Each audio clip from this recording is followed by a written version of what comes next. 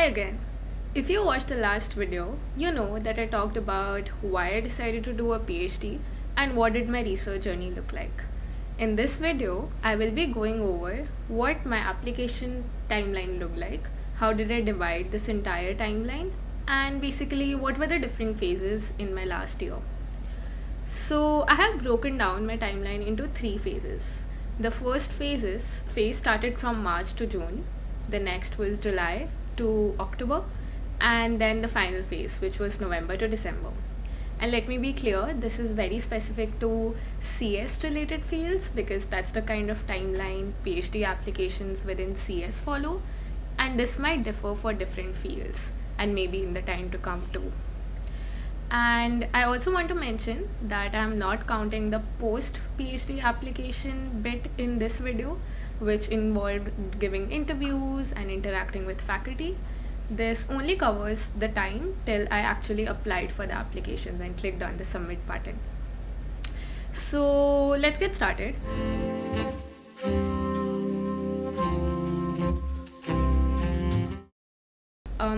As I mentioned in the previous video, I decided to apply in 2024, and this was a decision I made sometime around February, March. And as I mentioned, I did not really know what it meant to do a PhD and how do I really go about the application process. So the first phase of my application timeline, which was March to June, was spent gathering this kind of information. This involved talking to existing PhD students who have gone through the same timeline, connecting with other students who are going to apply with me, and also gathering what are the different requirements for the PhD application and identifying what are my strong points, weak points, what are the bits I need to work on before November, December, which is when usually most applications are due, and also planning what I need to do in the upcoming phases. So the first phase was exploration and planning and like information gathering.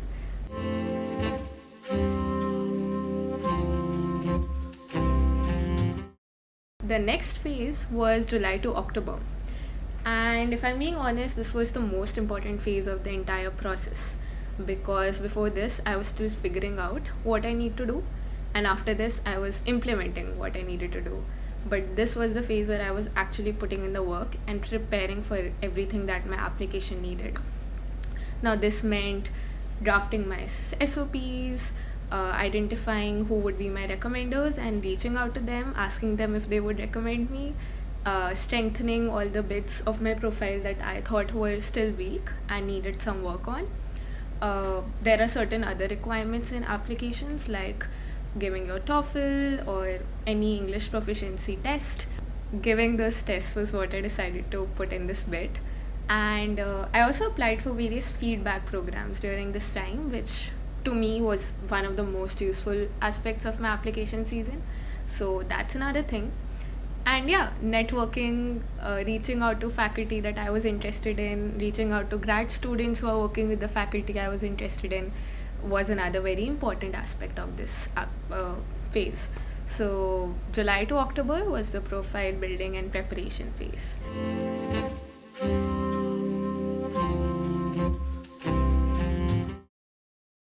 And then the last phase was November to December, January, which was when I finally applied, clicked on the submit button for all my applications. And while it feels like this is the end of the cycle, it had its own challenges because there are a lot of things that would come up in the last minute that you need to be prepared for. So it itself was a heavy phase too. And also somewhere during this phase you start thinking about how to prepare for the upcoming phase, which was if you do get reached out by departments or by faculty, how would you prepare yourself for that? So this was what the last phase looked like. I just gave a very brief overview of what my year looked like. In the following videos, I would be talking about each of these phases in greater detail. So yeah, see you there.